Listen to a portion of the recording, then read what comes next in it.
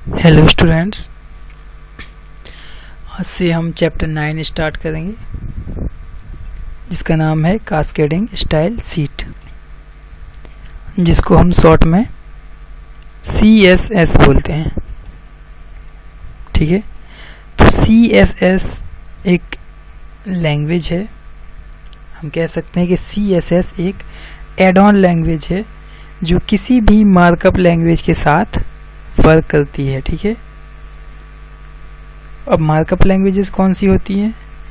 पहली तो है HTML हाइपरटेक्स्ट मार्कअप लैंग्वेज, और दूसरी मार्कअप लैंग्वेज होती है XML यानी कि एक्सटेंसिबल मार्कअप लैंग्वेज, और दूसरी होती है XHTML यानी कि एक्सटेंसिबल हाइपरटेक्स्ट मार्कअप लैंग्वेज। तो तीन तरह की मार्कअप लैंग्वेज हमें पता है, XML, HTML एंड XHTML। तो इन तीनों के साथ मिलके CSS काम करती है। ठीक है, और CSS का यूज क्या होता है? CSS यूज करके हम किसी भी वेबसाइट को बहुत ही ज़्यादा अट्रैक्टिव बना सकते हैं। ठीक है, अगर हम अकेले HTML का यूज करेंगे तो वेबसाइट उतनी अट्रैक्टिव नहीं होगी, नहीं बना पाएंगे हम। ठीक है, क्योंकि CSS में बहुत ही ज़्यादा एडवांस फीचर्स होते हैं। ओके, तो इससे क्या होता है कि इससे हम इजीली कोई भी अट्रैक्टिव वेबसाइट बना सकते हैं। ठीक है, जैसे हम MS पावरपॉइंट में प्रेजेंटेशन बनाते हैं, उसी तरह से हमारी वेबसाइट का एक एक कंटेंट किस तरह से रिप्रेजेंट होगा, ये सभी चीज़ें CSS डिसाइड करती है। ठीक है, चलिए नेक्स्ट पेज पे आते हैं। ये रीडिंग करना आपका काम है। ओके, तो इसके एडवांटेजेस क्या हैं? CSS के एडवांटेजेस क्या हैं?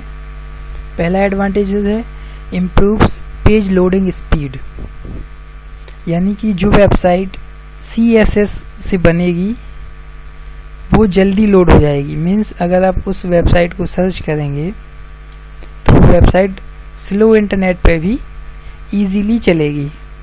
ठीक है, तो इसलिए CSS का यूज़ किया जाता है। सेकेंड एडवांटेजेस है इसका, मेक्स पेजेस मोर एक्सेसिबल। इसका मतलब है हम किसी भी डिवाइस से इजीली एक्सेस कर सकते हैं किसी भी वेबसाइट को जिसमें CSS यूज किया हुआ हो। ठीक है, नेक्स्ट है सेव्स टाइम्स। तो सेव टाइम्स का मतलब है कि जब भी हम किसी वेबसाइट को चेंज करना चाहें, जैसे हमने जो वेबसाइट बनाई है उसमें हमने अगर CSS का यूज़ किया है, अगर हम उसको अपडेट करना चाहते हैं, उसमें कुछ चेंज करना चाहते हैं उसका कंटेंट, तो वो हम इजीली कर सकते हैं बहुत ही कम टाइम में। ठीक है, सपोज हमारी वेबसाइट है तो हमें उसका कोई टाइटल चेंज करना है या कुछ भी हमें चेंजेस करने हैं, उसमें अपडेशन करना है, तो वो बहुत ही इजीली होता है CSS की हेल्प से। ठीक है, तो इससे टाइम बचता है, सेव टाइम। ठीक है, नेक्स्ट पॉइंट है आपका डिवाइस कंपैटिबिलिटी, यानी कि CSS से बनी वेबसाइट किसी भी डिवाइस में इजीली ओपन हो सकती है, किसी भी डिवाइस में, किसी भी ब्राउज़र में इजीली विजिबल हो सकती है। ठीक है, जैसे अगर आप मोबाइल में वेबसाइट खोलना चाहें तो वो बिल्कुल वैसी ही दिखेगी जैसी आपकी डेस्कटॉप पे दिखती है या कंप्यूटर पे दिखती है। ठीक है, तो इस तरह CSS के एडवांटेजेस थे। नेक्स्ट है एबिलिटी टू रीपोजिशन, यानी कि अगर हमारी वेबसाइट में जो ऑब्जेक्ट्स है, जो कंटेंट है, उसको अगर हम पोजीशन उसकी चेंज करना चाहें तो हम बहुत ही इजीली कर सकते हैं। ठीक है, तो ये इसके एडवांटेजेस थे। अब बात आती है multiple style sheet cascade into one, तो इसको अभी छोड़ देते हैं, नेक्स्ट पेज पे आते हैं।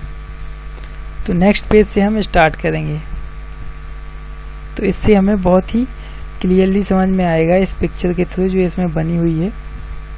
देखिए, part of style sheet, short में हम इसको स्टाइल शीट भी बोलते हैं, ठीक है, CSS। तो CSS के पार्ट कितने होते हैं? जैसे आपके HTML के पार्ट थे, head part and body part, ठीक है। तो CSS के भी दो पार्ट हैं, selector and declaration, selector and declaration. तो आप इस पिक्चर में देख सकते हैं जो H1 लिखा है ये सिलेक्टर है, H1 के बाद जो कर्ली ब्रेसेस में जो भी चीजें लिखी हुई हैं ये क्या है? आपका पूरा डिक्लेरेशन है, ठीक है। कलर से लेके इस ब्रैकेट से लेके इस ब्रैकेट तक क्या है? डिक्लेरेशन है। तो दो चीजें होती हैं, सिलेक्टर एंड डिक्लेरेशन। ओके, अब डिक्लेरेशन में भी दो पार्ट होते हैं, जैसे हमारे में एट्रीब्यूट और वैल्यू थी उसमें HTML में, तो इसमें क्या है? कलर नहीं, प्रॉपर्टी और वैल्यू। जो हमारा एट्रीब्यूट होता था वो यहाँ क्या हो गया? प्रॉपर्टी। वैल्यू ही है, ठीक है। बीच में लगा हुआ है कॉलन, ठीक है, यानी कि ये पार्ट एक पार्ट है, उसके बाद सेमी कॉलन, उसके बाद दूसरा पार्ट है प्रॉपर्टी वैल्यू, ठीक है। और एट्रीब्यूट में हम कोई भी सेमी कॉलम नहीं लगाते थे, आपको याद होगा, ठीक है। तो इस डायग्राम में ये जो कुछ भी है इसको समझ लीजिए अच्छे से। नेक्स्ट है selector indicate which element the rule applies to. Selector क्या होता है? जैसे H1 है, ये क्या है? Which element the rule applies to, यानी कि ये जो रूल्स लिखे हुए हैं इसमें, इस ब्रैकेट के अंदर, तो ये किस पे अप्लाई होंगे? ये सिर्फ H1 टैग पे अप्लाई होंगे, इसका ये मतलब है। H1 टैग के लिए ये चीजें अप्लाइड होंगी, चाहे आप कहीं भी H1 टैग लगाएंगे वो इस तरह का होगा, उसका कलर व्हाइट होगा और बैकग्राउंड ब्लैक हो जाएगा ऑटोमेटिक, ठीक है।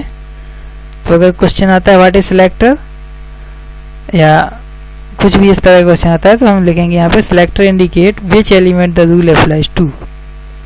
The same rule can apply to more than one element, separate the element name with commas,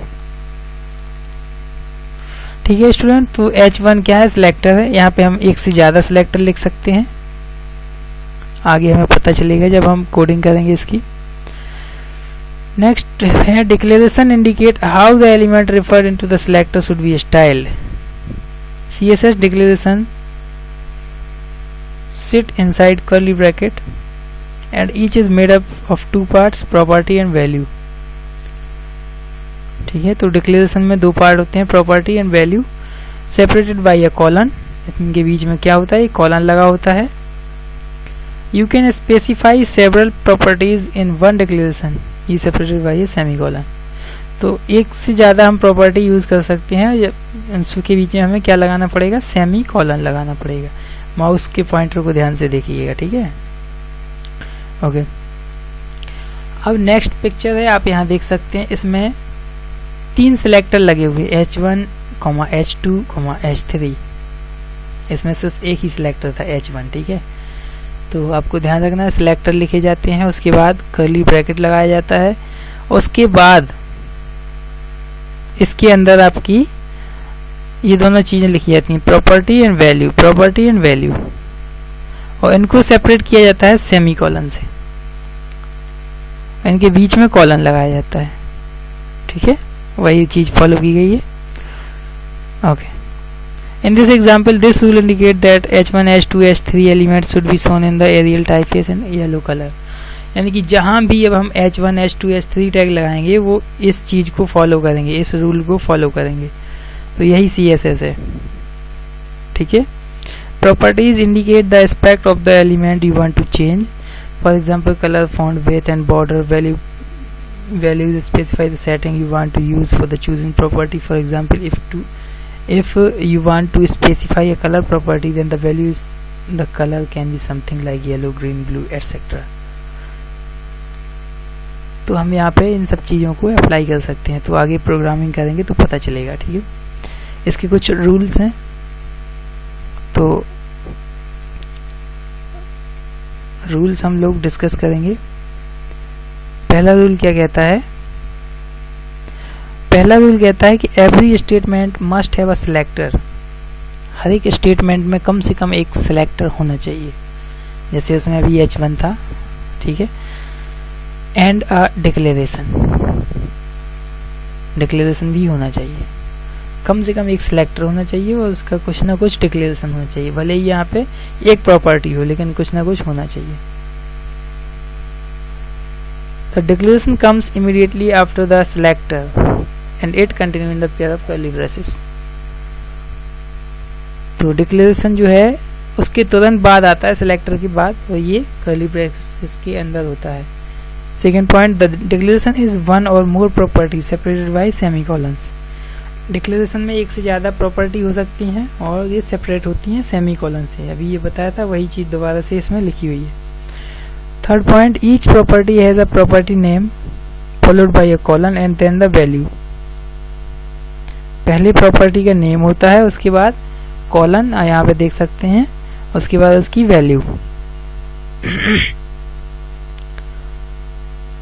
fourth point, sometime a property can take several values as in font family.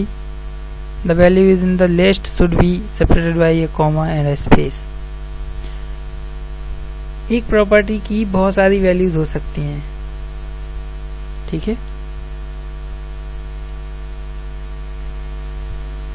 यानी कि जैसे यहाँ पे font family है तो इसकी बहुत सारी वैल्यूज होती हैं, जैसे एरियल टाइप का फॉन्ट है, टाइम्स न्यू रोमन, बहुत सारी स्टाइल होती हैं, तो यहाँ पे इसकी बहुत सारी वैल्यूज हो सकती हैं। इसी तरह कलर भी बहुत सारे होते हैं, तो कलर की वैल्यूज भी बहुत सारी हो सकती हैं, सेवरल टाइप्स, ठीक है।